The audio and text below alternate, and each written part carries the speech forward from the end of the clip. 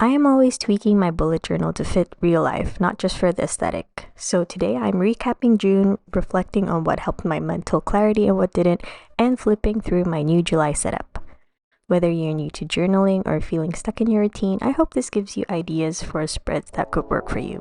So hey fam, it's Icy of Icy Studio, and 2025 has been a wild ride emotionally and mentally, as I have had like maybe 17 life crises in January alone.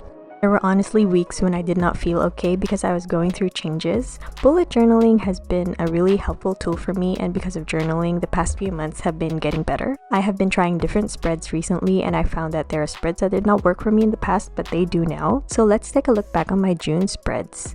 My themes lately are giving embracing the insanity of it all, but make it cute because girl, what else could I do, right?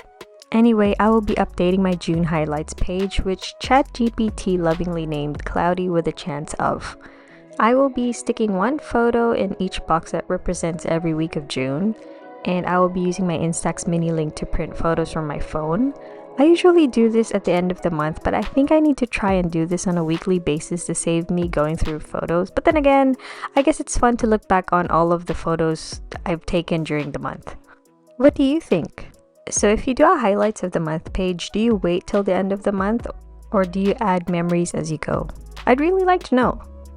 So anyway, what I like about Instax photos is of course the aesthetic, the photo quality, and how the frame has a little space at the bottom for notes because I like writing something about the photo.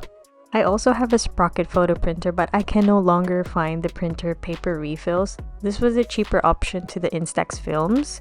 So I'd love to know what portable photo printers you use. Let me know in the comments. So yeah, June was a pretty good month. My highlights were we had our family photos taken, like actual proper photos, which is nice. And our close family friend got married and my kids were part of the entourage. And school achievements and events. I always say this in my bullet journal workshops, but having something tangible to look back on is one of the best things about keeping a bullet journal. I like flipping through my past journals and seeing photos and ephemera. It really feels like I'm literally going through my memory vault. The next spread is actually a to-do list, which I divided into two columns, one for the actual things to do and the other is for plan of action. As you can see, the action column is empty, maybe because the things I needed to do last month were pretty straightforward, so I'm probably not doing the spread again in the near future. But these spreads I actually loved and will be carrying over. So on the left, I have a serotonin citing log, which is basically a gratitude log, but instead I wrote things that made me happy. And on the right side is a mood tracker. So before this year, I never really tracked my mood, and to be honest, I thought this was pointless, but now I love looking at my mood fluctuations and seeing if they are related to, I don't know, hormones or whatever else is going on. I especially love this graph because I can clearly see the ups and downs. Next spread, brain dump pages are non-negotiable because they are like therapy spreads to me. While up next are two spreads that I won't be carrying over because I didn't really know what to write in them. The page on the left is basically a dopa menu and the page on the right is an outs page. Great ideas, but I guess not for me at the moment. The next page is surprise surprise, another brain dump page because why not? But seriously, brain dump is my form of self-care and I highly recommend this in my creative journal workshops. I actually thought that I could do without weekly pages for June, but I was so wrong. So I ended up adding them in the end.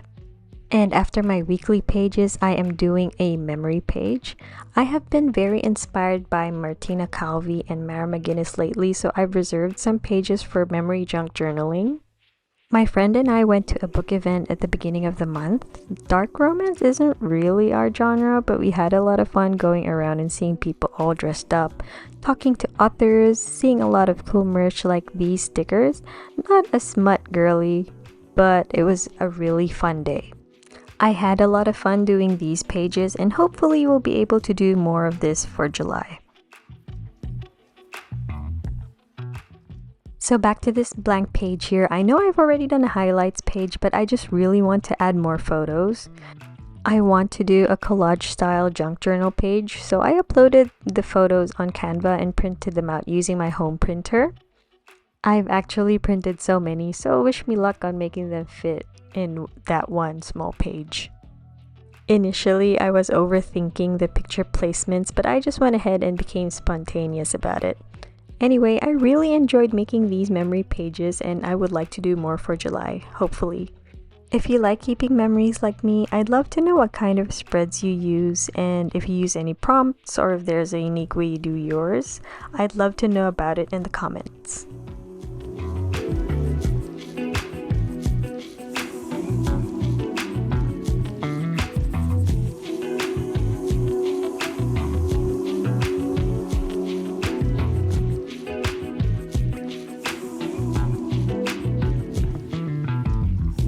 Alright, so here is my July journal. Category is blame everything on the moon, but make it cute.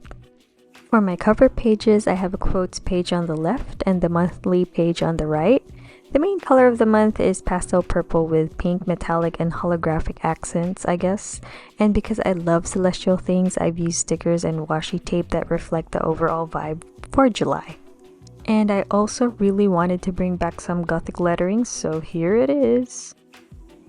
These are the washi tapes I've used on this page. I bought them from Notebook Therapy a long time ago and I love the soft pink colors and the rose gold details.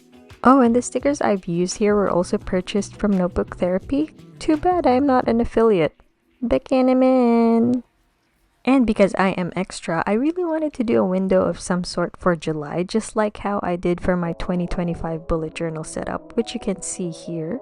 So I went ahead and did a little window. I didn't want to leave the other side blank, so I had fun with some washi tapes. This set is called Moonlit Alchemy, which I also bought from Notebook Therapy. Baka naman, Notebook Therapy! And if you can't tell yet, I am obviously obsessed with their celestial aesthetic.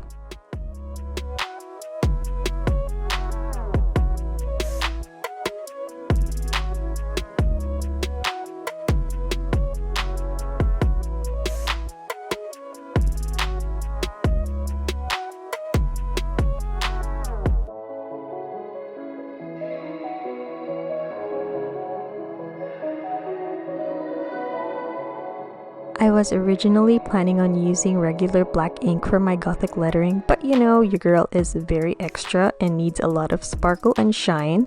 Life of Color sent me their amazing gel pen set a while ago and I love the many different palettes it has. I used the black glitter pen and it goes perfectly well with my July bullet journal theme. The next spreads are my calendar and mood tracker. So being a calligraphy girly, I love incorporating some form of calligraphy into my bullet journal spreads. Because I don't have any sparkly brush pens, I use the black glitter gel pen to write headings in faux calligraphy, which basically translates to fake calligraphy, which basically means you're adding an extra bold line on the downstrokes of each letter. So if writing bullet journal headings in faux calligraphy is something you're interested in, let me know in the comments and I could make a tutorial on it. So anyway, I decided to call my July calendar Overview Don't Overdo, to remind myself not to stretch myself thin. And I decided to name my mood tracker Moonlight and Mood Swings because, need I say more, I'm blaming the moon for everything this month, remember? But kidding aside, anyway, both of these spreads are vertical format because I am feeling low energy and this is very easy to set up. I also stuck phases of the moon to their corresponding dates on the calendar, and next to that are tiny little circles where I will draw my corresponding mood in, and the space next to that is where I will write why I was feeling so. And guess where I bought the phases of the moon washi tape from?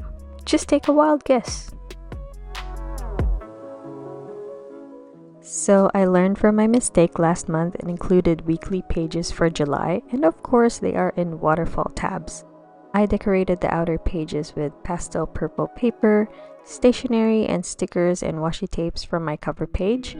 I also used different washi tape designs for each of the waterfall tab pages.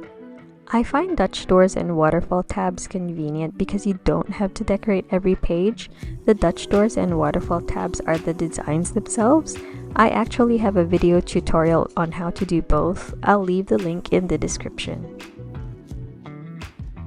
So I have 2 pages for each week of July. One page is for my to-do lists and notes, while the other page is for my weekly memories. So this is where I'll be sticking photos, little keepsakes, and highlights.